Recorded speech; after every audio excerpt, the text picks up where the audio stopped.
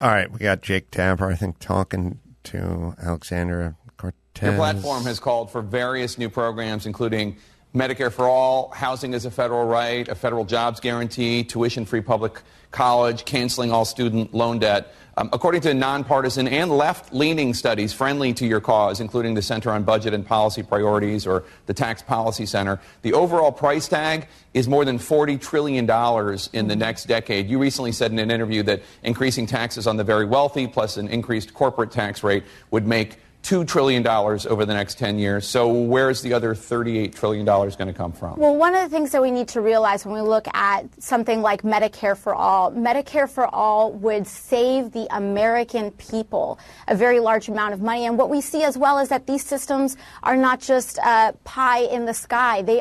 Many of them are accomplished by every modern civilized democracy in the Western world. The United Kingdom has a form of single-payer health care. Canada, France, Germany. What we need to realize is that these investments are better and they are good for our future. These are generational investments so that they're not short-term Band-Aids, but they are really profound decisions about who we want to be as a nation and how we want to act as the wealthiest nation in the history of the world. Right. So now, I get the answer is no but answer.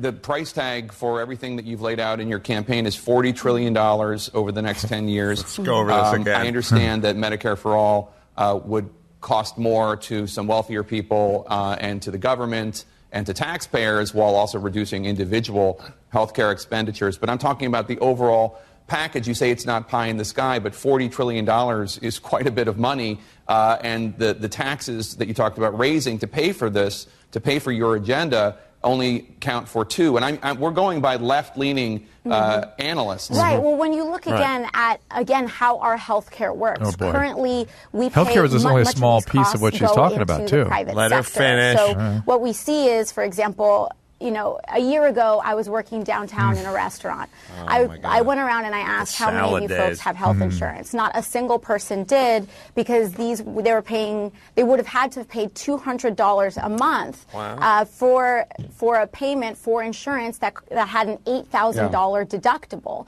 What these represent are lower costs overall for these programs. And additionally, what this is a broader agenda. We do know and we acknowledge that there are political realities. They don't always happen with just the wave of a wand, but we can work to make these things happen. And in fact, when you look at the economic activity that it spurs, for example, if you look at my generation, millennials, the amount of economic activity that we do not engage in, the fact that we delay purchasing homes, that we don't participate in the economy and purchasing cars, etc., as fully as possible, is a cost. It is an externality, if you will, of unprecedented amounts of student loan debt. I'm assuming I'm not going to get an answer for the other $38 trillion, but we'll have you back and maybe we can go over that. All right. Oh, good for Tapper. Yeah. Well, at a certain point, you got to do news. I mean, all right. Was that who you want running things? Would you want her running your home's finances? No. No? No.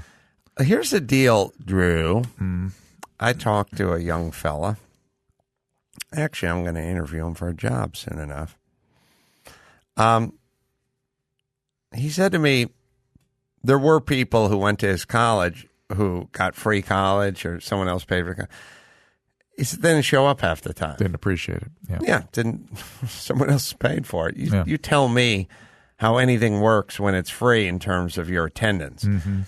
He attended. The people who scrimp and save and put themselves through college or go to school all day and then go to night school and stuff, they don't miss things. The one where the government just pays, they'll just pay for your house or your college or health care, whatever. They'll just pay for it. Also, this thing about medical,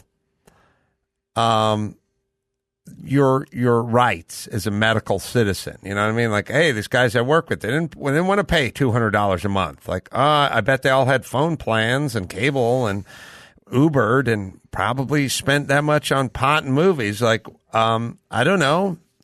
It doesn't sound like an exorbitant amount when it comes to your health and when it comes to the buildings, the technology and the insurance, the training, the physicians, the equipment. You know what I mean? Like, when did this thing?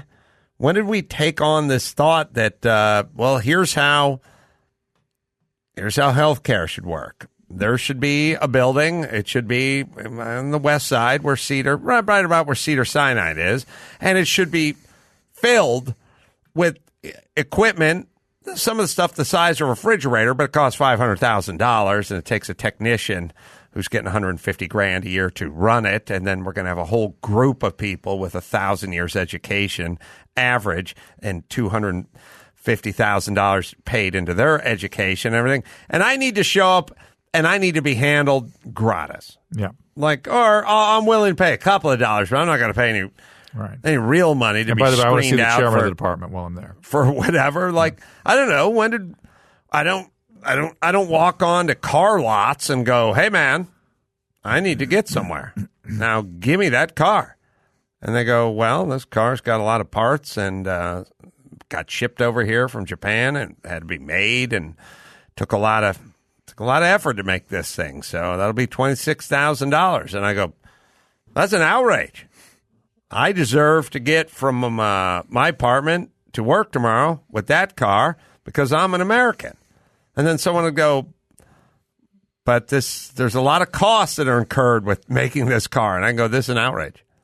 Then I yell to everyone on the car lot, let's put it to a vote. Who's with me? Yeah, I'm just thinking. I know you're a doctor and I'm a layperson, but I don't get the part where medical care is free. Or a right even. Part of it may be that they get so much good stuff for free on the internet and things. You know what I mean? Yeah. They just come to think everything's free, right? I get the part where, you're not supposed to be gouging and insurance companies aren't supposed to take advantage of and drug manufacturers and blah, blah, blah. And I'd like to work on all that stuff. Yeah.